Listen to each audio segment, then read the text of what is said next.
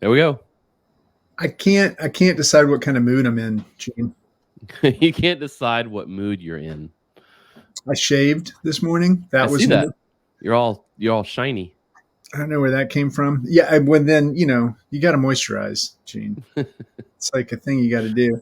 No, I'm trying to figure it out. And Owner Summit was great, really great.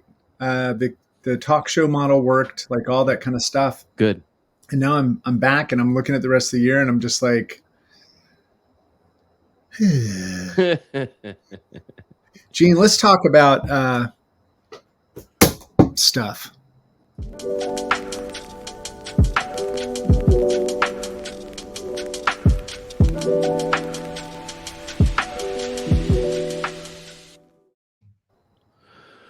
Is the So cold open a thing? Should we keep doing that, or is that like on its course? just make it natural. Yeah, it doesn't. Yeah. Anyway, Anywho, welcome to this is our episode final episode. 4312. Yeah.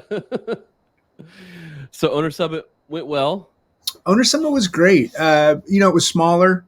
I think we had about 35 attendees, probably about 40-ish people overall, with people that were helping out, and the Right.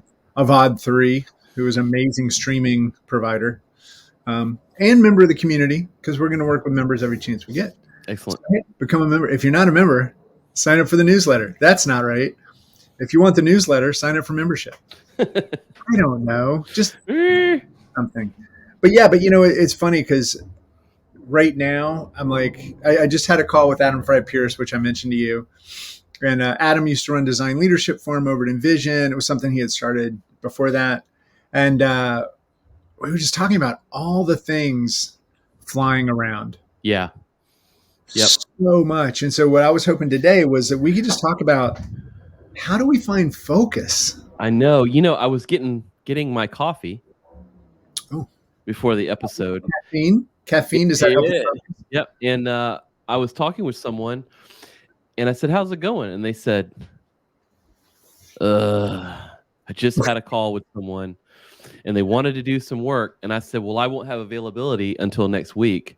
And they said, "That's fine. I'll just go somewhere else if you don't have time." There's distractions, but it seems like everyone is so distracted and busy. And like, I don't understand. Help me understand. I understand. So basically, every shop has more work than they can do and can't get a team to do it. Right? Cool. So, End of episode. End of episode. I'm sure you had plenty of time to listen because you're not busy. But I think that's it. And so then, even if you're running a shop, or especially if you're running a shop, you have to figure out what to focus on and how to focus and when. I guess you should always focus. But the other thing is, I don't know how this plays out based on science, but there can only be so many hours a day that we can truly focus, right? Yes. Absolutely. I know we can only do nothing for like 2 hours before we get desperately bored. I can go for about. You may be longer. Yeah, I can go for a while. But what about So, well, it was interesting. She said that.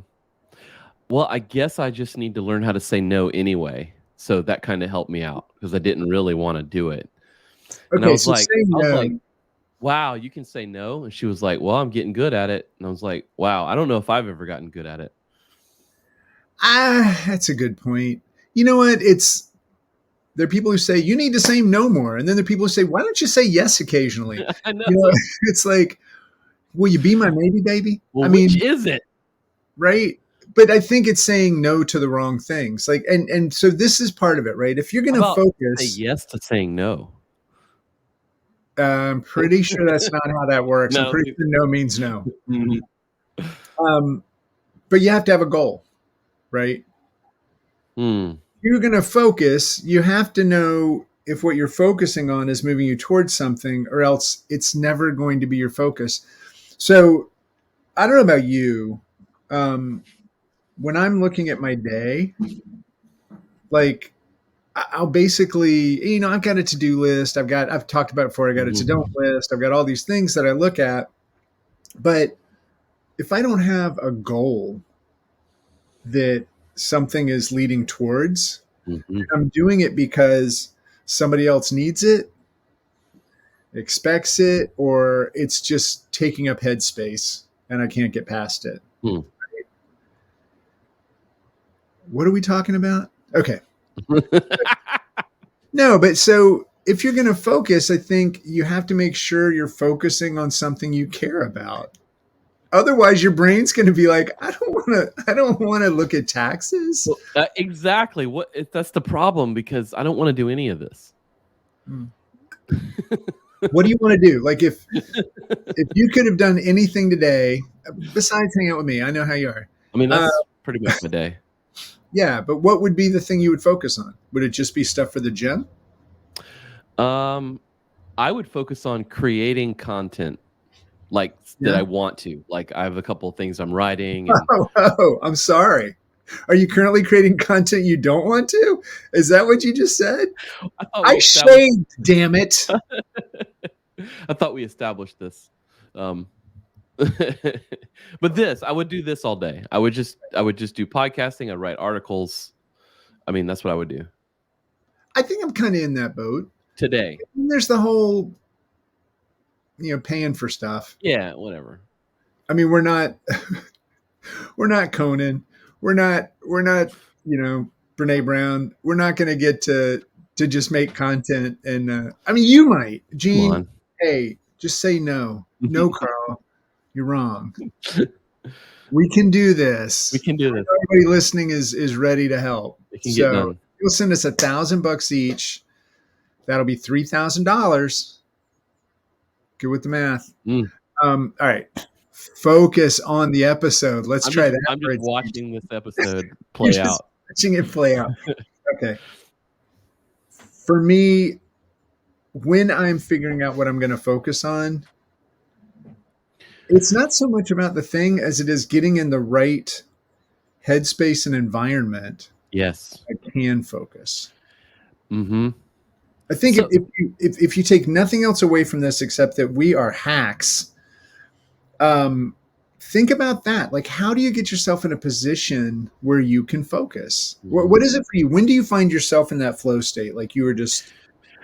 Well, I will tell you, it's a hack of mine, but it's called procrastination, Carl. And I need a deadline. And I do my best work the day before the deadline. Yeah. Well, here's the thing.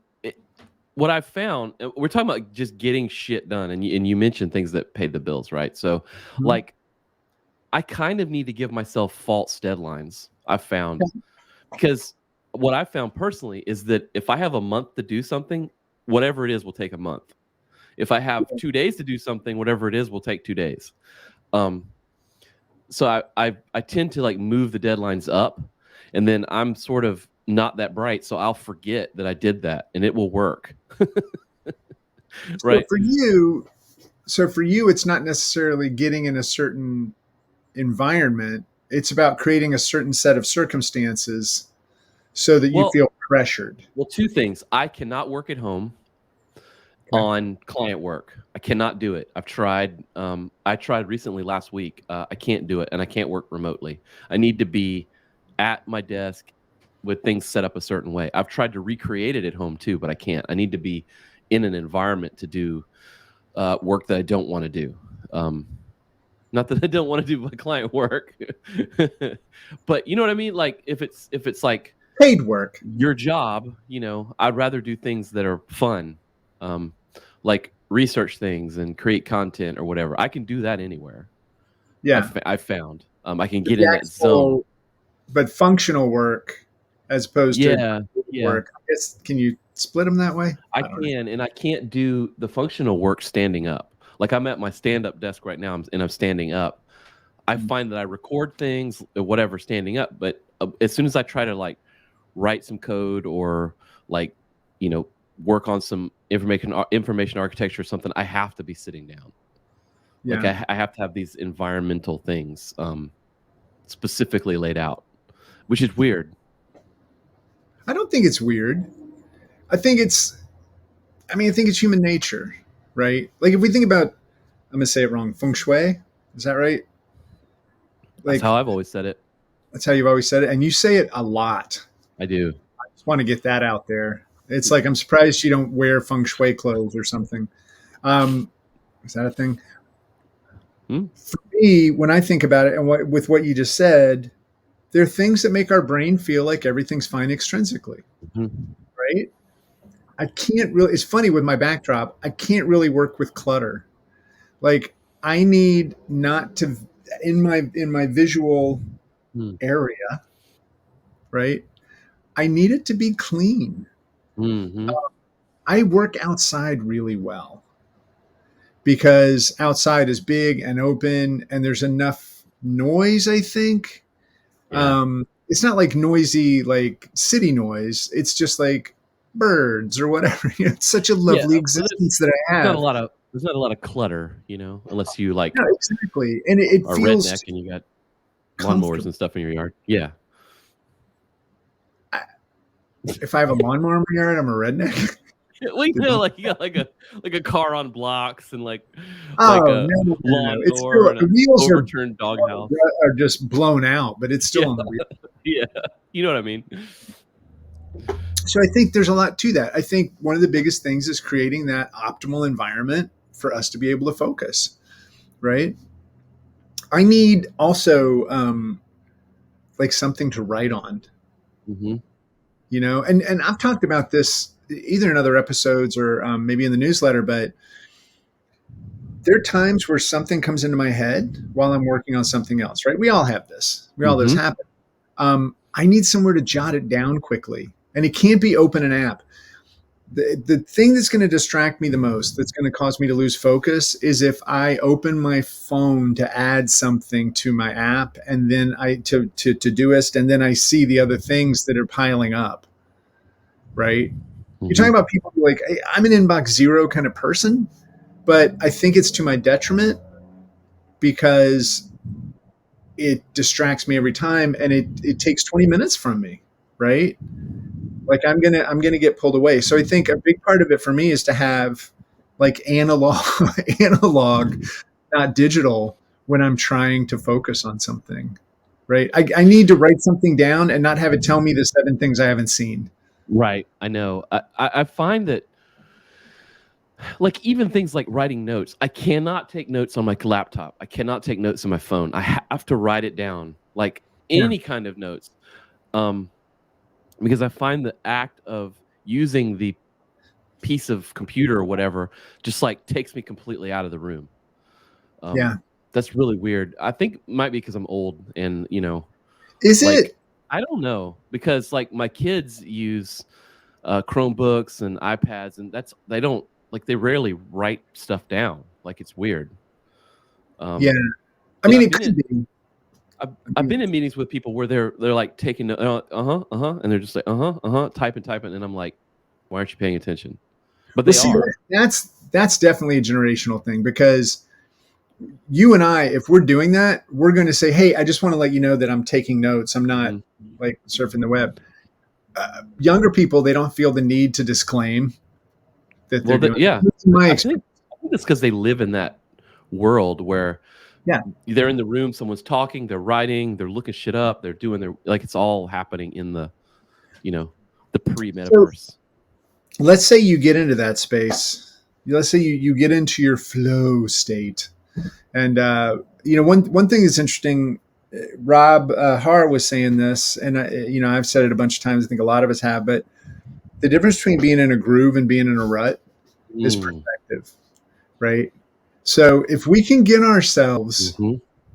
in that right environment, then we can get in a groove. Yeah, I love that analogy, man. That's the first time I've heard that, and that's so true because even in relationships, one person can be like, "Man, I love like things are happening every day. It's like awesome," and the other person can be like, "We do the same shit every day," you know. I think it's like perspective. I think you're right. Well, and it's interesting because when you get the environment right, and then you get your mindset right, and you can dump out all the other things that are floating around, right, and get get through that, then you get to a place where you can focus. Now, what you said earlier about procrastination, right? That definitely derails all of this. Mm-hmm. What do you fill that time with? If you've got a month for something that would take you an afternoon. Like right now, I have an email newsletter that I have to code up. Like they want this HTML newsletter, and I haven't coded an HTML newsletter in like, I don't know, 3 or 4 years. I think it's longer than that. Probably longer than that. And I was supposed to have it done like in January. Yeah. And they're super awesome. They haven't bothered me about it or anything. But I've just found everything else I can do but that thing. Yeah. So I set a deadline today. I was like, by Friday, this thing needs to get done. And so what I did was I actually I emailed them and I said, look, I'm super sorry. Behind on this. I just evidently don't care enough. No, I was like, look, if I'm not feeling enough pressure, if you could yell at me. I said, if I can't get it done by Friday, I will either find someone else to do it. Wow. Or you don't owe me anything and I'll refund the deposit and stuff. And so because I needed to burn the boats on that, I needed to create something that makes me get it done. I think you can battle procrastination with things like that. That's probably extreme, and it's a small, like it's like a side little thing. It's like $800. It's like nothing, and I don't even know. That's one of those things I probably should have said no to, But like, I think you can do that on a certain level. I don't know about like giant projects. It's probably not a good idea. No, well, those come with their own pressure, right? If you got a giant project, it's baked in pressure. You get to that point where you've experienced enough projects like that. Yeah. You know that 4 months from now is tomorrow.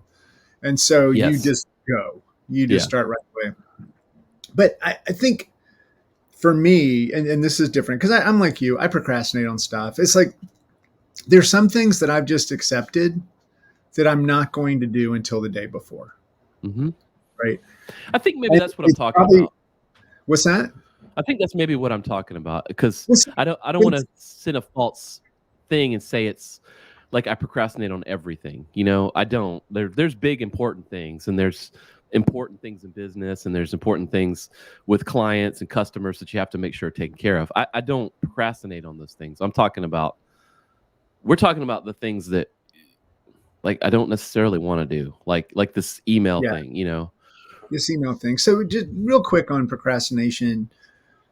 I had some people that I worked with in the past, and I remember one of them saying, sometimes when we procrastinate, it's because we don't have everything we need. We just don't know it yet. It's like it could be there's something we know. Our brain has been through this so many times that it knows we're going to get 25 minutes into this, and then there's a question we don't have an answer to, and all this type stuff. So I think sometimes procrastination is good, but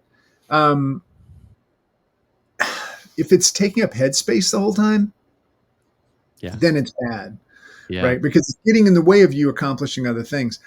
I started this really today. I'm going to start it after you know what? I'll start it next week sometime. That wasn't a procrastination joke, but it turned into one. I'm basically only allowing one big item to be on my list every day. And it's like, did you ever see that? I don't know if it was a Instagram account or what it was, but somebody had this thing called Fix a Day, and they were just going to fix one thing that bothered them every day. Oh man, yeah, I don't remember who that was. Not a sausage. Was that Patrick? Yes. I didn't realize that was Patrick. Wow. Yes. Okay. Yeah. I still like it. I mean, don't get me wrong. Now that I know, hey Patrick. But to me, that was like so great. I think we should think about that at work as well. And yeah, we're going to get distracted, but because other people are going to need things. But here's another thing: when you set up that environment for focus, I think it's important to tell your team, hey, for the next 3 hours, I'm going to be focused on this so I can make some progress on it. I will check back in if I have a break or at the end so that they don't think you just went AWOL. right? That's super important. Do you do reverse calendaring? How do I you don't know what that means. how do you run your calendar? How's your calendar set up? Still don't know what that means. Like So your like I've got my personal calendar, I've got the for bureau people to calendar. make appointments. How does that work? Oh, I basically, so this is a whole nother episode. Yeah, 'Cause probably. Fucking hate Calendly, and I've said Dude. it. Oh, I love Calendly. You love Calendly. You love going into other people's calendars and picking a No, time. no. But we'll talk You about love this in a using second. it. You don't like when you have to use it. You like it when No. somebody picks a time with you. Yes. Okay. See, my problem is it feels super rude. And I know this is just funny, but it's also the whole. And I know there are people listening to this that are gonna come at me, which means we finally hit the episode. Just start deleting for this. Calendly to me feels like, hey, if you can find a time when I'm available, then I'm good to talk to you. And then you go and look, and it's only going to be at 4:00 every other Wednesday, and you're like going, okay, I wasn't even the one who started this conversation. Why you wanted to meet with me, and now I'm having to go try to, and then I've got to go look at my calendar next to Calendly because it doesn't pick up everything. It's a hot fucking mess. But the way I do it is using a different tool, Mixmax, and it just allows me to set up some times, and then I just say, hey, if any of these work for you, feel free to pick one. If not, let me know. Right? That way, I'm not like saying, hey, pick a time where we can maintenance your car, right? It's like I'm saying, hey, I would like to meet with you. This works, right? Yeah. So to that point, I know again we're getting distracted on our focus topic. But I will tell you, I think that's important because it really helps me focus though. Like I have certain hours of the day. I'm not physically in this little room until 9 every day, and I'm here until noon. And the people that I work with know that, right? Yeah. After that, I have times where people can book times. I meet with people from the gym. I meet with contractors and do things like that. I don't do project meetings outside of the first half of the day. But so the second half of my day is open in Calendly, and then there are some times in the first part of my day that are open in Calendly for meetings, for like fucking painful shit like Zoom meetings and stuff like that. Because nobody likes a Zoom meeting. Nobody likes Zoom meetings. They don't? I hate to tell you. Nobody's told me this. Mm-mm. This is news. No, I'm just going to set up 2 laptops so I can Zoom myself. But then face facts, I've been looking at myself the whole time. So you said that it feels super rude, but I feel like if you are setting that expectation with people that, hey, you can get me, this is how it works. Yeah. And it's just always there. I don't know. I've found that, I mean, I'm not in everybody's head. Like maybe they're like, that Gene's a dick. He always sends me a Calendly link. Get out of my head, Gene. There's not room in there for both of us.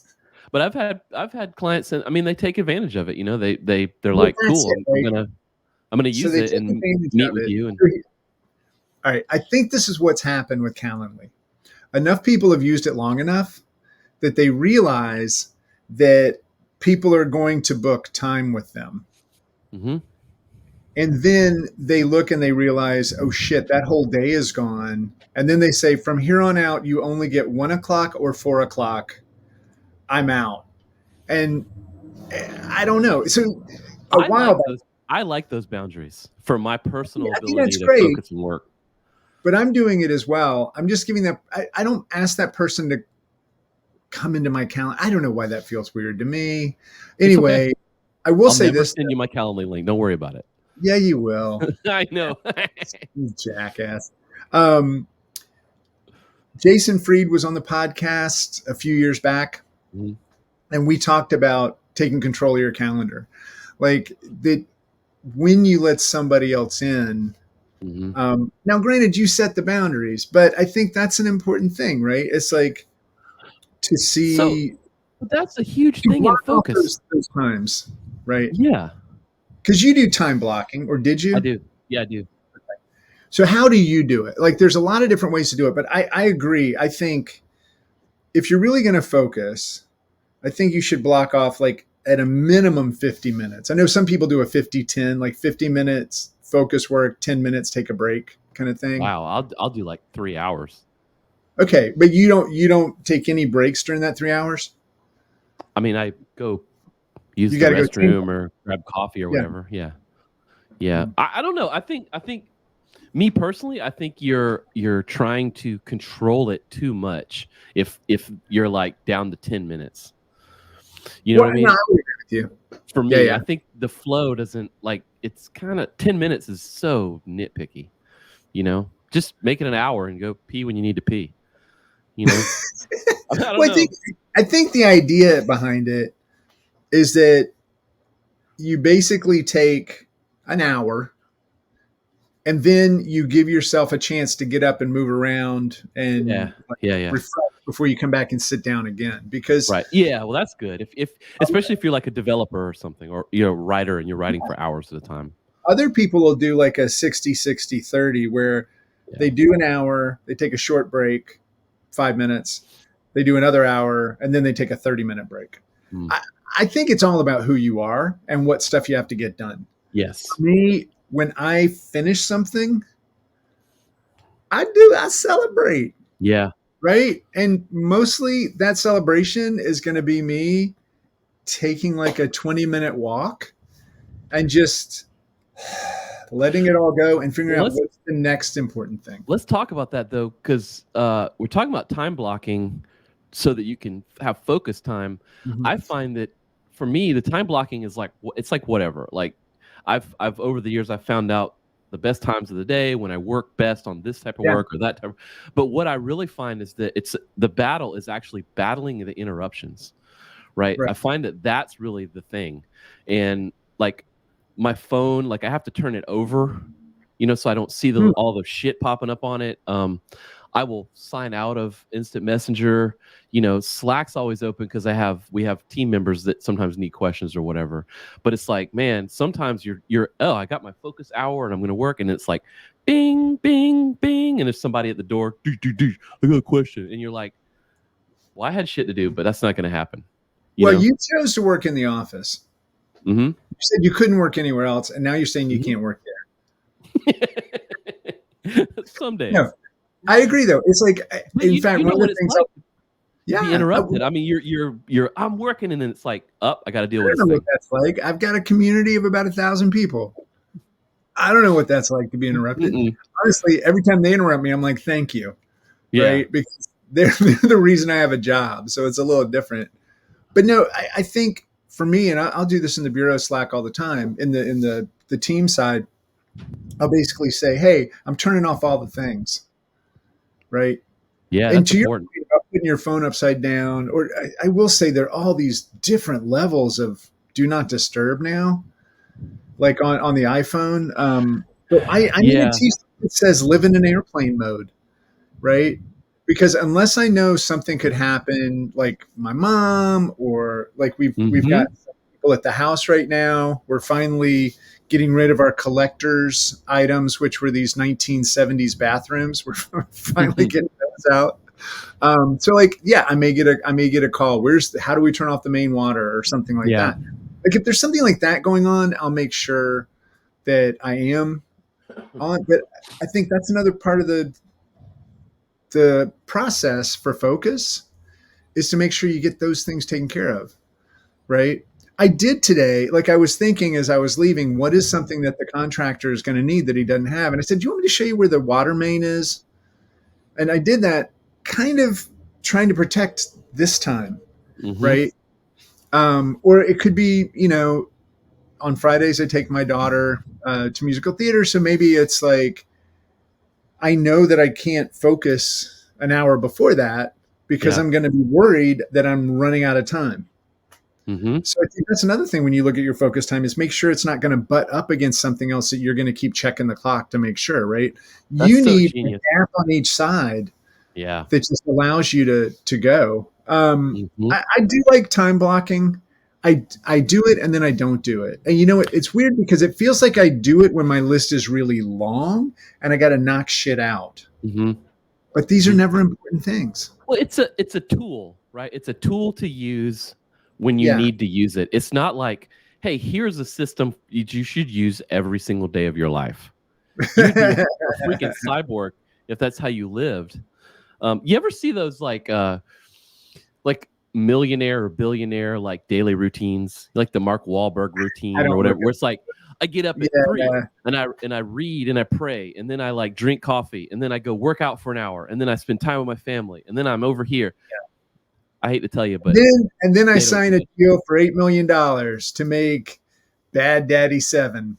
They did that one time and felt great about it, and they wrote a tweet on it. Well, I mean, I'll acknowledge this, right? You remember when I was doing the project where I would just help people? They could just email me, and I would just help whatever it was. Yeah, that was cool, but yeah, I had a lot of money at the time. That money's gone, and time.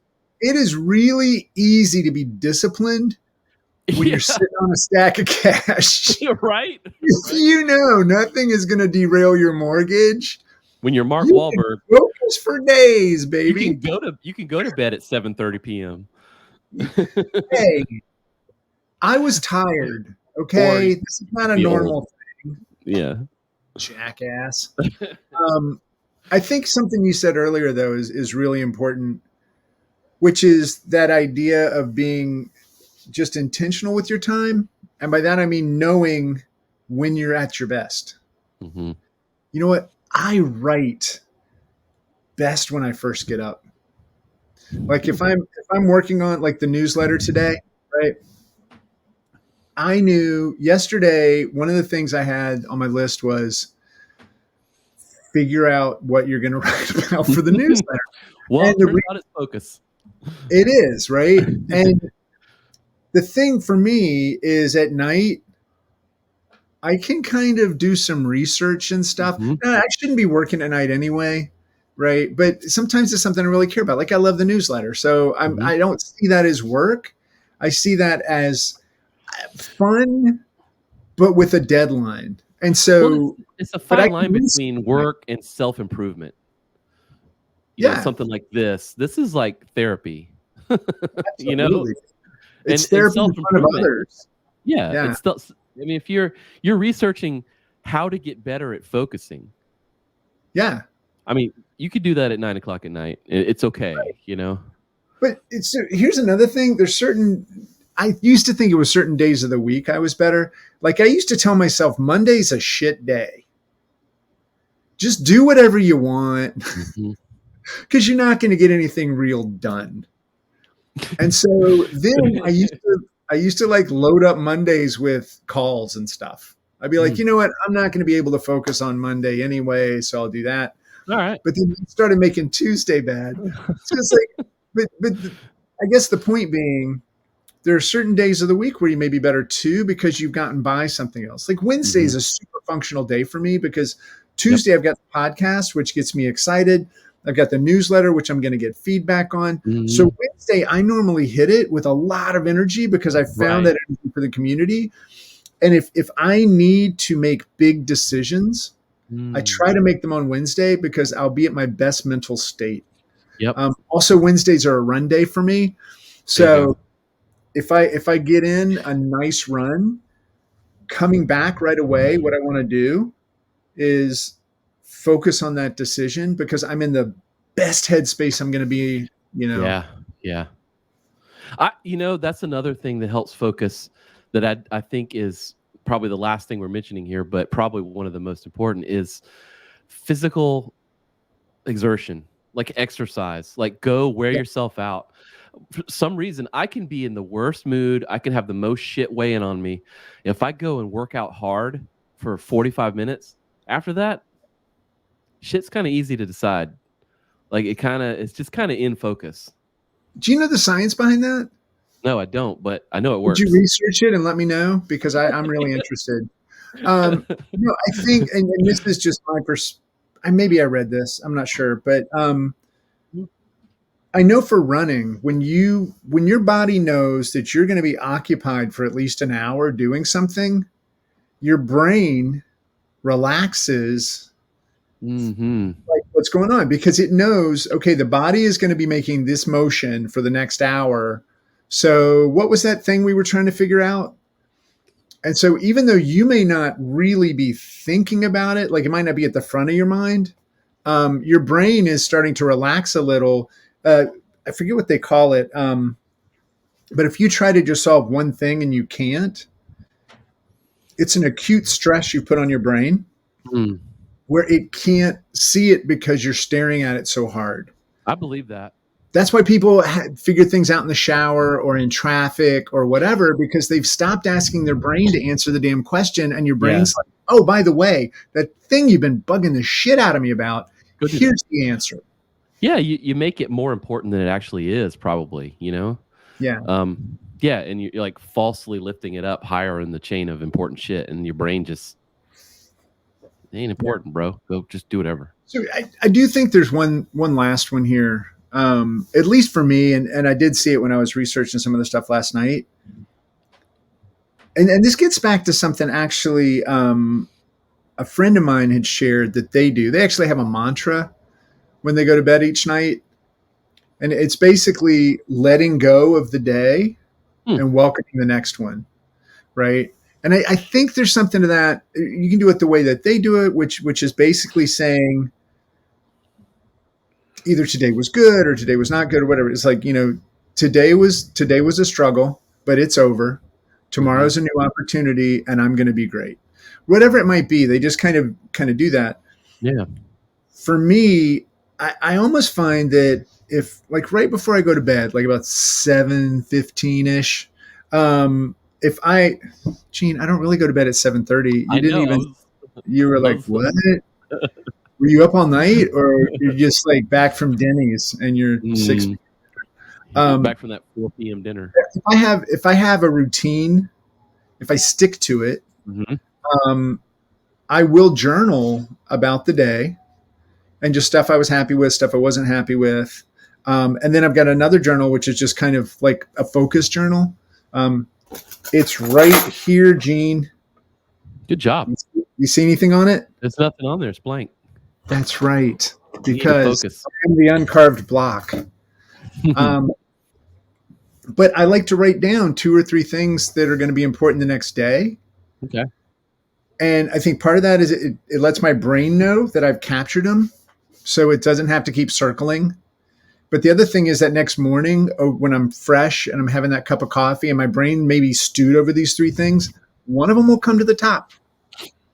And that's how I'll be like, okay, this is the one thing I've got to get done today. Everything else is, circumstantial. This has to happen. Mm-hmm. I know for a fact I cannot multitask. Humans can't. I cannot do it.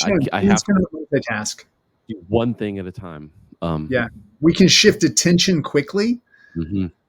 And some people are great at it. Like I know people who have 4 or 5 projects at a time and they just try to move everything forward a little bit. Mm-hmm. And that I get paranoid. Yeah. When I try to do that, that something's going to break or I'm letting somebody down. Mm-hmm. These are not good reasons to do things or not do them, but it's human, right? Mm-hmm. Yeah, it's real. So, all right. Well, that's good. I think you helped me focus a little bit. For sure. Yeah, I learned some new stuff. There you go. I dig it.